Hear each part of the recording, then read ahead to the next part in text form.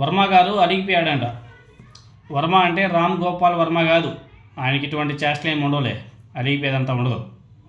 మన ఎస్విఎస్ఎన్ వర్మ గారు, అదే పిఠాపురం తెలుగుదేశం పార్టీ నాయకుడు, పిఠాపురం తెలుగుదేశం పార్టీ మాజీ ఎమ్మెల్యే ఎస్విఎస్ఎన్ వర్మ గారు అలిగిపోయాడంట. ఆ పిఠాపురం నియోజకవర్గం అంటేనే ఫస్ట్ గుర్తొచ్చేది ఎస్విఎస్ఎన్ వర్మ, తర్వాత పవన్ కళ్యాణ్. పవన్ కళ్యాణ్ గారు అక్కడ ఆ పేరు ఆయనకు రావడానికి కారణం ఈయనే. అది ఆంధ్రప్రదేశ్లో ఉన్నటువంటి ఏ ఒక్కరిని అడిగినా చెప్తారు, పవన్ కళ్యాణ్ ఎమ్మెల్యేగా గెలవడానికి కారణం ఎవరు అని చెప్పేసి ఎవరిని అడిగినా ఎస్విఎస్ఎన్ వర్మ గారి పేరే చెప్తారు. ఎందుకంటే ఆయన పెట్టినటువంటి భిక్ష వల్ల, ఆయన ఆశీర్వాదం వల్ల పవన్ కళ్యాణ్ గారు ఎమ్మెల్యేగా అయ్యాడు. అది పవన్ కళ్యాణ్ గారికి కూడా తెలుసు. ఎందుకంటే ఆయన నామినేషన్ వేసే ముందు కూడా వర్మ గారి ఆశీస్సులు తీసుకొని మరీ వెళ్ళడం జరిగింది. ఇప్పుడు పిఠాపురం తెలుగుదేశం పార్టీ నిత్యం అవమాన భారంతో కుంగిపోతుంది. పిఠాపురం నుంచి డిప్యూటీ సీఎం పవన్ కళ్యాణ్ గారు ప్రాతినిధ్యం వహిస్తున్న నియోజకవర్గం. అయితే అసంతృప్తితోనే పవన్ కళ్యాణ్ గెలుపు కోసం అక్కడ Telugu Desam party in charge SVSN Varma చాలా కృషి చేశాడు. ఎన్నికల ప్రచారంలో తన గెలుపు బాధ్యతల్ని వర్మ గారి భుజాల మీద పెట్టినట్టు పవన్ కళ్యాణ్ గారే స్వయంగా ప్రకటించడం మనం చూసాం, విన్నాం. అయితే ఎన్నికలయ్యాక వర్మ గారి పరిస్థితి బోడి మల్లన్న సామెతను తలపిస్తుంది. పవన్ కళ్యాణ్ గారిని తామే గెలిపించామని కొంతమంది అజ్ఞానులు అంటున్నారంటూ వర్మ గారి మీద పరోక్షంగా ఘాటు విమర్శలు చేసినటువంటి నాగబాబు గారు మాటలు కూడా మనం విన్నాం. పిఠాపురంలో తెలుగుదేశం పార్టీ జనసేన మధ్య ఏమాత్రం సఖ్యత లేదు అన్నది ఎవరిని అడిగినా చెప్తారు.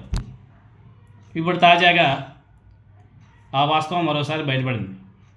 పిఠాపురంలో స్వచ్ఛంద కార్పొరేషన్ ఆధ్వర్యంలో పారిశుద్ధ్య కార్మికులకు శిక్షణ ఏర్పాటు చేశారు. ఈ కార్యక్రమానికి మన Telugu Desam party in charge SVSN Varma గారు కూడా వెళ్ళాడు. అయితే స్టేజ్ మీద ఏర్పాటు చేసినటువంటి ఫ్లెక్సీలో చంద్రబాబు నాయుడు గారు, ముఖ్యమంత్రి చంద్రబాబు నాయుడు గారి ఫోటో చాలా చిన్నదిగా వేశారంట. పవన్ కళ్యాణ్ గారి ఫోటో పెద్దది వేశారంట. అంటే డిప్యూటీ చీఫ్ మినిస్టర్ గారి ఫోటో పెద్దది, చీఫ్ మినిస్టర్ గారి ఫోటో చిన్నది వేశారంట. దాన్ని వర్మ గారు గమనించారు. దీంతోనే మున్సిపల్ అధికారుల మీద వర్మ గారు తీవ్ర ఆగ్రహం వ్యక్తం చేశారు.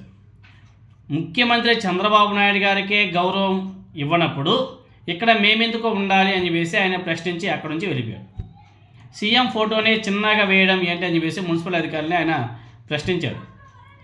శిక్షణా కార్యక్రమంలో ఉండడం వృధా అని చెప్పేసి ఇక్కడ ఉండడం వృధా, ఎందుకంటే మా అధ్యక్షుడు మా ముఖ్యమంత్రి చంద్రబాబు నాయుడు గారి ఫోటో చిన్నది వేయడం ఏంటి, మాకు చాలా అవమానం అని చెప్పేసి ఇక్కడ ఉండడం కూడా వేస్ట్ అని చెప్పేసి అలాగే బయటికి వెళ్ళడం జరిగింది.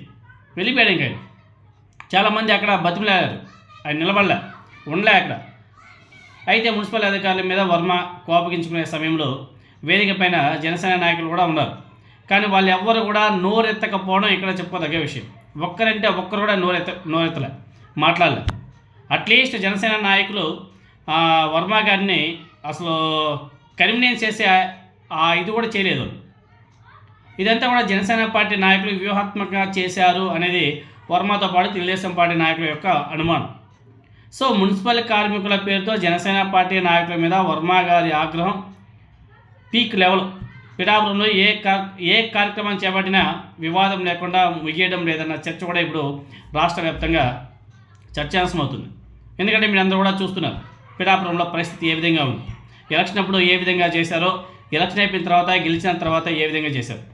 వర్మ గారికి ఏ పదవి ఇవ్వలేదు ఇప్పటివరకు తెలుగుదేశం పార్టీ, అంటే కూటమి ప్రభుత్వం.